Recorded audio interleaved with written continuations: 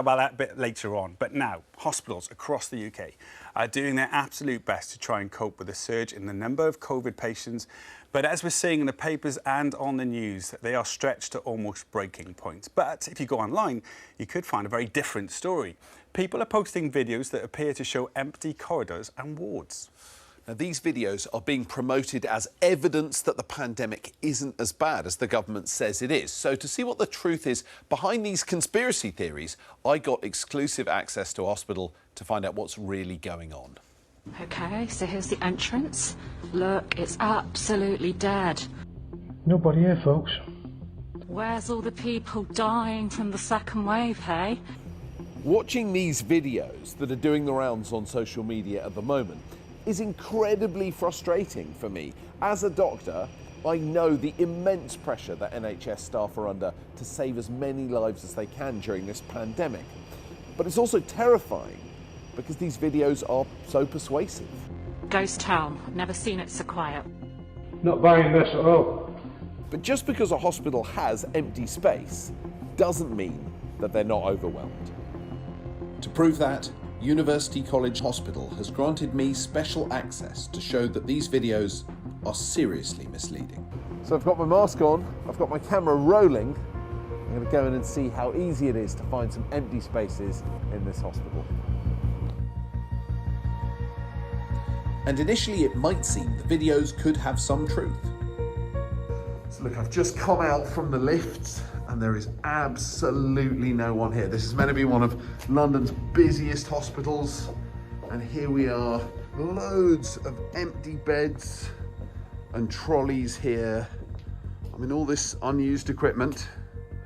Look at that, totally empty. This should be a surgical area.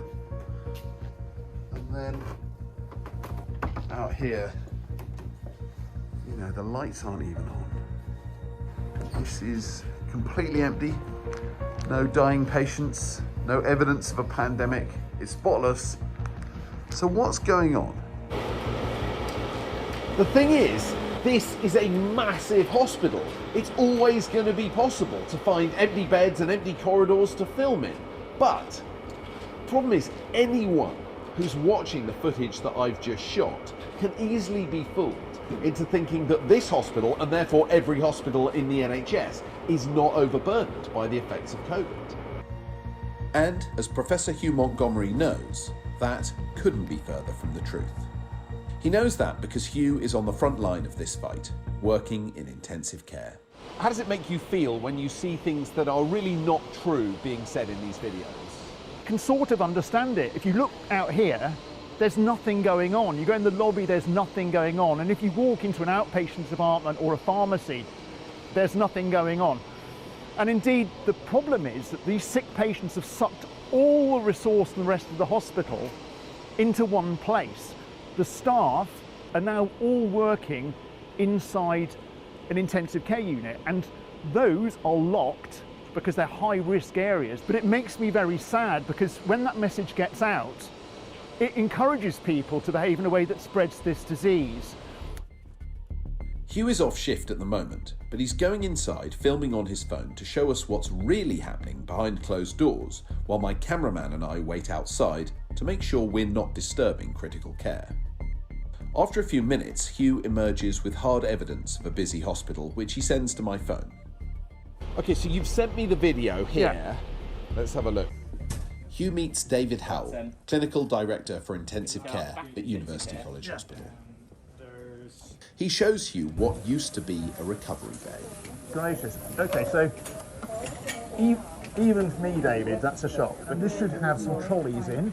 Correct. Of people who've just come out who are awake. Yes. Having had an operation, who are just being watched for a bit before they go to a ward. Yes. And this is a full-blown intensive care unit. So let's just look at that patient there. We've got probably a nurse at the bedside.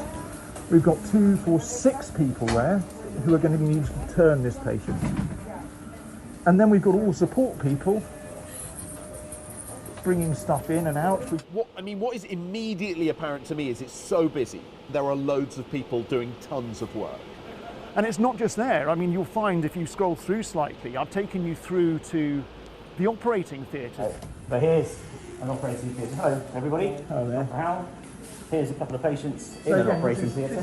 Now, normally there's one patient on an operating bed with a light and a surgeon and some scrub nurses and so forth. No, you've now got an operating theatre with 2 intensive care patients with all the intensive care going on. Go around here, Hugh, this would be normally where the anaesthetic room is. It would be, yeah. And the doors are off, and there's another patient. Your surgeon, your nurses, your bed, your ventilator, your anaesthetic equipment, your porter, everything has moved to intensive care. Yes, and everyone, there's 12 of these operating theatres and they're all completely full. So as we go down the corridor, every theatre's full. Recovery is completely full. Our paediatric recovery is full. All these spaces converted from their normal hospital use to hold as many intensive care patients as they can.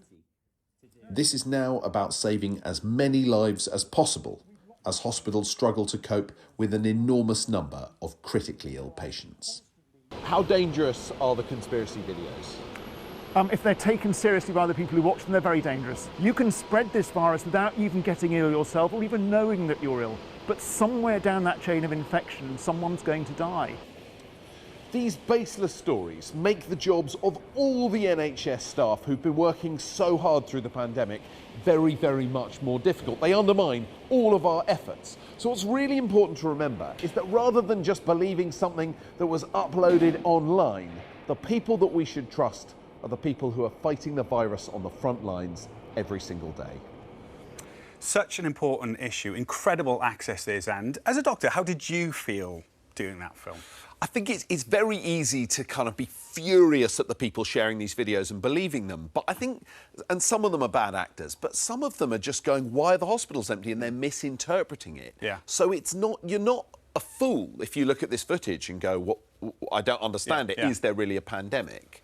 But yeah, it's complicated. It's fake news with real footage, which is odd. The government are actually spending some money on trying to stop this fake news. Yeah, I mean, they've set aside, so councils are now setting aside, you know, tens of millions of pounds to try and wage a war on this. But of course, the whole of social media is kind of swamped with it. So very difficult. And the NHS is underway in this delivering this huge vaccination programme at the moment. 30 new centres or new vaccination centres will be opening across the country. This is brilliant news. It's just so unusual to kind of go, oh yeah, it is definitely good news. It's like we're allowed to feel good about it. Like we really are doing a good job on this. Some of the centres are really funny. So it's like they're in IKEA.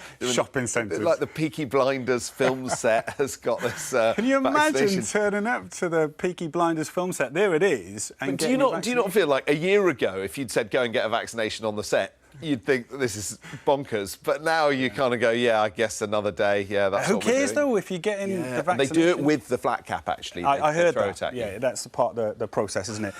We all know that Zand is a huge favourite of celebrities around the country. You know, he's friends with Beyonce and all kinds of other people, and they've all been tweeting you as well.